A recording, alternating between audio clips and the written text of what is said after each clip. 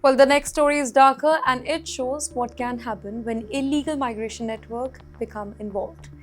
Ladies and gentlemen, according to the reports, a New York woman named Stacey Taylor pleaded guilty in connection with an international human smuggling conspiracy involving people that are from India.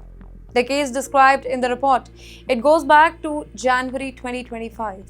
The US Border Patrol agents stopped Taylor's vehicle near New York. Inside, there were 4 men.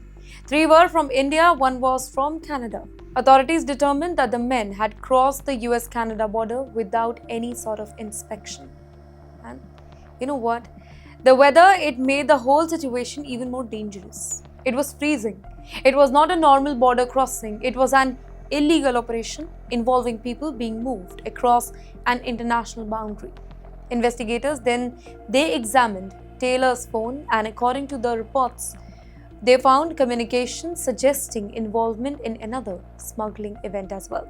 Now, let's take a step back from individual case. Why does this matter to Indian viewers?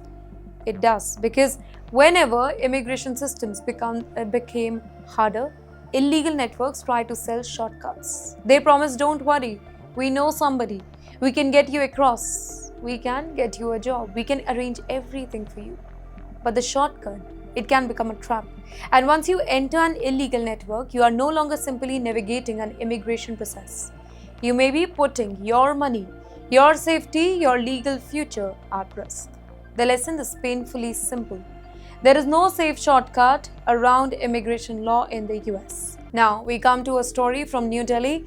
According to the reports, a 25-year-old visa applicant from Andhra Pradesh was taken into custody after allegedly submitting fabricated documents during a US visa process. The allegations included a fake educational qualification, a fabricated employment certificate, in fact, fake financial documents and bank statements showing large balances.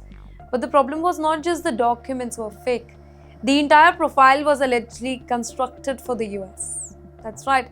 Well, the report says the applicant submitted that an agent had helped fabricate the whole document and that borrowed money had been temporarily placed into account to make the financial position appear very strong here.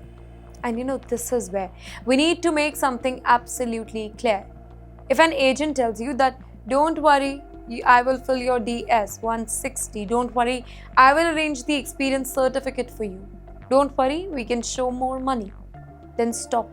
Because when you sign your visa application, the responsibility is yours, not the agent's, not the consultant's, yours.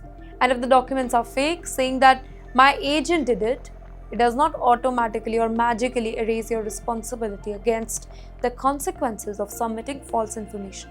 Or consular officers can ask follow-up questions. They can compare your spoken answer with your written application.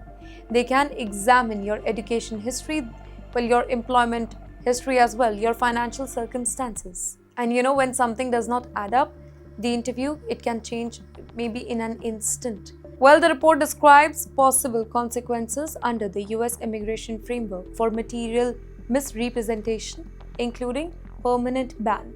So remember this, a weak profile can sometimes be explained. A gap in education, it can be explained. A career gap can be explained. A modest account balance can be explained. A forged document, it is completely in a different category.